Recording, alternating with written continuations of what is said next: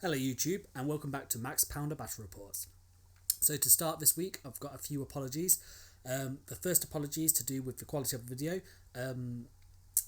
So I had a really late day at work and I forgot my camera, so I've had to take photos on my phone, which would usually be fine. Unfortunately it was running out of battery at the time, so there's not many photos.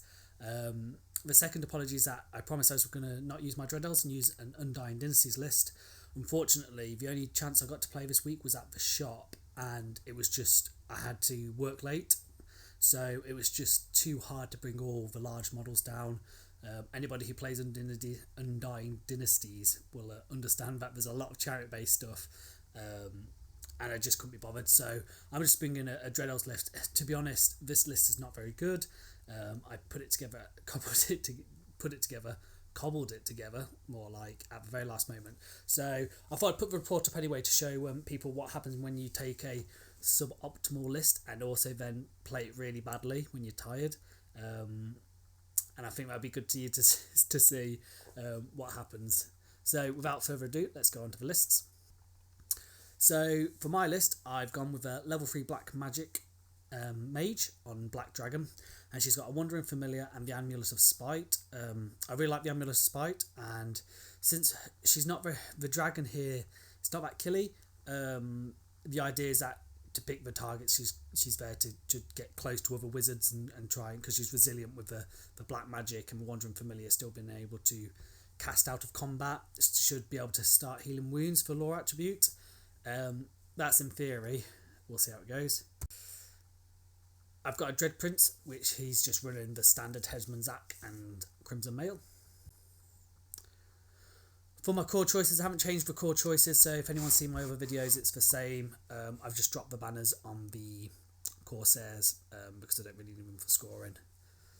So it's 20 crossbows, 5 Dark Raiders crossbows, 14 Corsairs, additional hand weapons, and crossbows or handbows.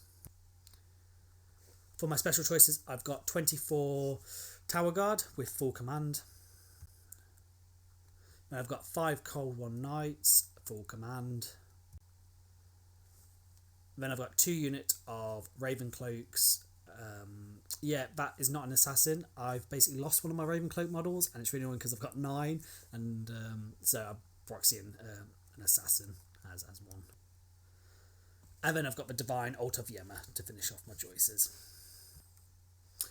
So for my opponent's list, from left to right, he's got a Scorpion, but he's got a War Sphinx with Breath Weapon and Innate Defense. He's got a Colossi. He's got 6 Chariots with the Movement Banner. He's got a Casket of Fatep. He's got a small bunker, and inside there he's got a level 4 Sands and a level 2 Light, I believe, with a scroll. His level 4 is running Sands, and then he's also running the Arcane Book of Power. He was running the Book of the Dead, but I'd said to him already it's a bit pointless in this list because he's got 4 monsters, and the only thing it's really going to help with is the chariots. And to be honest, yeah, it's great that you're guaranteed to heal a chariot back, but at the same time, it's better to have the +3 to cast and dispel, and then -1 for people to cast to couple with the casket. So I let him change it before the game. You can see how his magic phase control is really good because of it. Then he's got another Scorpion. He's got another Sphinx with Breath Weapon, Innate Defense. He's got another Colossi, and he's got 6 unpainted chariots, which look gross. So he was the roll off to deploy first, and he just drops his entire army as so. The secondary objective for this is the hold the ground in the middle, and it's going to be that little green tree there by the big trees. So I set up like so, and straight away this is you guys are going to love this game because I make so many mistakes. So I set up like so because basically I don't really have anything to destroy the monsters, to be honest. Doombolt can sort of damage the Colossi, but I don't really have an answer to the Sphinx apart from my general, but even then he's not really very good against them. So I guess I was scared of Divine Judgment against my Black Dragon, and I was scared or and I was scared of the chariots on the flank, so I decided to sort of set up on one side. But it's going to be really hard for me to get to the casket, so really I need to get my wizard in combat quicker. So I should have just I can always dispel the spell, so I should just put it more aggressively. Yeah, those chariots on the flank you can see as well. I've only got the Corsairs to counter them, whereas really I should put those Cold One Knights there, because if I get the charge off, I'll tank them, because with the 2 up armor, even all those attacks with the toughness 4 and 2 up armor, it'll just tank them. So deployment straight away is not great. Very quickly, I'll also go through the spells we got. So I got -1 strength and initiative, whatever that's called, a Doom Bolt, and also Blade Wind, which is the -D3 to your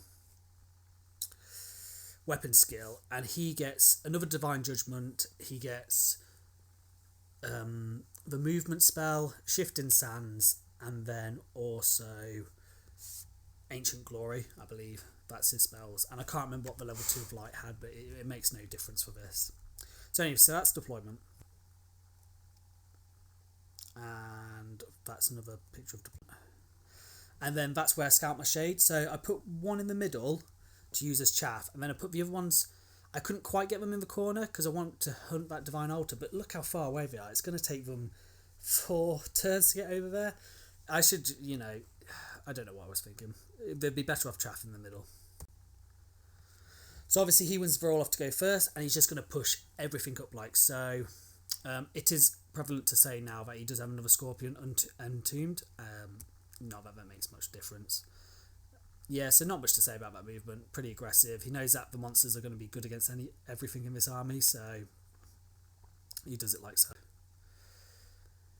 In his magic phase, he gets 10 versus 6 power dice, and so he puts a Divine Judgment on these Dark Raiders, and I let it through because they're really going to only act as chaff or go and hunt that War Machine, and he just blows them up completely. So that was pretty annoying. And then I managed to stop something else, but then he gets the movement spell off. It's really hard to stop his magic phase with the +3 to cast, and having the Soul Conduit as well, which was one of his upgrades, I should have mentioned. He also gets desiccation off on those shades, and yeah, that's fine. They're there for chaff, so I need 1 left. So in his shooting phase, he does 2 wounds to the shades, and they don't panic, so that's good. And so that leads me on to Dread Elves 1. So he puts his Scorpion there to let me have the charge and bring overrun into his 2 monsters.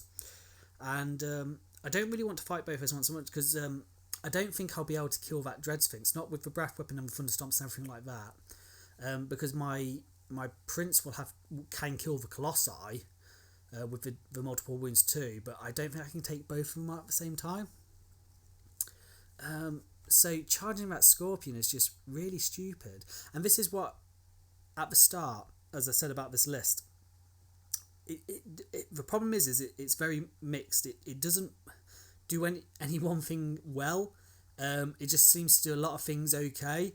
And yeah, so I charge it for some reason because I think I want to get... It's a combat unit and I really want to get it in his face, was my reasoning, but it turns out to be a really stupid move. In other movement, Cold One's fail stupidity. I bring my Warlocks over here so that they can throw some debuffs on those monsters if they want to charge my Tower Guard afterwards. I move the Shades up to chaff the Chariots because I don't want them coming near me yet. And I move my Black Dragon over this side because I want to get a charge against his Sphinx because, to be honest, I think we sort of just have a pillow fight there, but I think I win it because I can get wounds back. We'll see how that goes. And that's it really for movement. I didn't really want to move crossbows because they were in range, so that's fine. And I didn't really know what I was doing with Corsairs. And you see later that sort of... Yeah, it's not a good thing. If you don't know what you're doing with it, then you tend to not move it. And so I was a bit like that. And really I should be thinking more ahead of what I'm going to do with them. So anyway, magic is really bad because I tried to Doombolt something with the dragon and it doesn't go off, and then I miscast do -1 strength and -1 toughness on this guy, because obviously that makes him tough 7, which means my Lord actually has quite a decent chance of killing him. So he lets him miscast through on the Warlocks, and it kills 3 of them. In combat, predictably, I just eat that Scorpion alive. And so that brings us to his turn 2. So he's going to make some charges here. He's just going to charge the chariots into those shades to get them out of the way. And he doesn't actually charge his monsters in, which is surprising. I thought he was. And as you can see, I've reformed so that the chariots can't charge me in the back, and that also I'm further away from those chariots on the side. Which, it's an okay move. It's not too bad. So normal movement again, he just moves everything up aggressively. His Scorpion pops in front of my Divine Altar of Yema because he doesn't really want that chariot counter charge, because that chariot isn't far away from his chariots. So that Divine Altar of Yema will get in and pretty much beat those chariots down. So that's why he's also moved his Colossi to counter anything going into those chariots. He also moves his other Sphinx and his other Colossi out of the line of sight of my big block, and then moves his chariot up. So again, it's a good move because he can get all of them in now, and also he's left a really long charge for me against those chariots with my big tower block guard. So that's what movement looks like at the end. So he does a Divine Judgment on this. I let it through because I've got the ward save. It does only does 2 wounds. And that leaves me onto my turn 2. I don't think much else happens in that magic phase. To be honest, it's hard to tell without... So, usually I take loads of pictures, and I apologise about not being able to take so many this time. Anyway, getting back onto it. So I make several charges here. So I charge the flank of those chariots because that's going to be great. I'm going to decide that if I charge both my wizard and my knights into the Dread Sphinx, because I think I can win that if I get some debuffs off and probably crumble him through the static combat res. Yep. So my dragon makes it in. I forget to do my stupidity on my knights and I fail it, which means they don't get in. And then also my Corsairs only need a 4 and roll double 1s, and I don't have a champ in there. My Divine Altar of Yema also hits into that Scorpion. So that's gone bad. Yeah, that's gone really bad. So I reform my Blackguard as so, because there's no really real way now for me to go unless I want 2 flank charges from the 2 blocks of chariots. So it's better just to have the 1. The mistake I made here is I moved my Lord into the corner for some strange reason, which means if those chariots... Well, I don't know if this is a Wolf's Crew, so if anyone knows this, when the chariots charge in the flank, can my Lord then make way to somewhere else in the front rank? Because I kind of feel like that's the new rule, but anyway, when he charges those chariots in, if it's not, and we played it as it's not, then he can't make way to the Colossi, and you can see the Colossi is going to do some big damage, real big damage. In terms of other movement, there wasn't really much else to do because I failed the charge. Just sort of put those Corsairs in a position where they can countercharge the chariots, because they're going to go for that Divine Altar of Yema next turn. Yeah, so I managed to get a Doombolt off finally, and it does... I throw a couple of debuffs out against the Sphinx and stuff, and then he still has his scroll and he decides not to use it, and he says... He made me laugh because my opponent was like, my gut is telling me to scroll it, but I'm going to just try and dice it. And I would have just scrolled it. He's got me on the ropes at the moment, so there's no point risking it. Just scroll it, you've still got it. So he doesn't. So a combination, so the Doombolt does 3 or 4 wounds and then shoot and takes him off. So that's good for me, at least. Yeah, so in combat we do 2 wounds to each other, and which is really bad. We both pop our breath weapons and this don't do anything. Story of my life with breath weapons. So it's just going to be a push there, and I'm thinking he fails his reform, thankfully, but he might have that now. So unfortunately I don't have pictures of his turn 4 and my turn 4, but I'll quickly run through what's gone on. So in his magic phase, he blows up he blows up the warlocks, which panics off my crossbows. So that's a whole unit gone. I kill his scorpion in combat, and then his chariot block hits it and overruns. And the way I position the chariot means that he can't overrun off the table. And then those 2 Corsair units are able to sandwich it and kill it. His chariot unit and the 2 monsters go into my big block of Tower Guard, and without the Yemma buffs, they just absolutely tear it apart. And this is the thing, so I haven't mentioned it because I've been going over this quite quickly, but I was still playing the Yemma altars in that you had to do the buff at the start of the player turn rather than the start of your friendly player turn. So that made a big difference because I kept on thinking that I couldn't buff them with the one I wanted. And so without, basically, it ended up that the Tower Guard had they might have had +1 attack buff rather than a 5 at ward. And so they just got absolutely murdered. Because my Lord couldn't make way to his Colossi, that Colossi did he's got the 6 attacks with the paired weapons, plus the grinding attacks, plus the thunder stomps, and without any sort of save at, wounded on 2s, he just killed 10 on his own. The Sphinx with its breath weapon killed a load, the impact hits killed a load. In the end, it was just my Lord by himself, and they ran him down. So that's basically the gist of what happens. The dragon loses combat and flees, but manages to rally on my turn, so that's fine. It's just gone really badly. Partly due to dice, partly due to, as you can see, just my terrible positioning of things, and just not playing. As you've seen me play big combat blocks before, I think it's in one of my first games against the Sylvan Elves. I'm just not very good with them. I'm either too aggressive or I'm not aggressive enough. And it comes back to the list. This list, it's got that one big combat block, but really everything else isn't very threatening. And so it allows him to, just concentrate on one thing and kill it without the threat of anything else. I mean, you've got the dragon, but really it can't fight everything. It's only got 5 attacks and a breath weapon. And if it hasn't got its thunder stomp, it's not that good. It's it was paid for. I mean, in retrospect, as always, should have castled up on the other side, because where I deployed, as you saw at the start, it allowed the 4 monsters to always be in play. Whereas if I'd just gone right over to the right side, he's only got the 1 unit of chariots and the 2 monsters, and I can by and large deal with that. But anyway, moving on to the rest of the turns. So in turns 5 and 6, basically, sort of this happens. He charges everything into the Corsairs. Obviously, the standard shoots don't really do much. You're probably wondering why he charged his bunker in, but he did it so I stood and shot against it, and then I couldn't stand and shoot against his Colossi. He gets both in, gets his chariots in, kills everything. He overruns, and I do manage to get my Dread Knights into his Colossi on turn 6, so I do manage to kill that.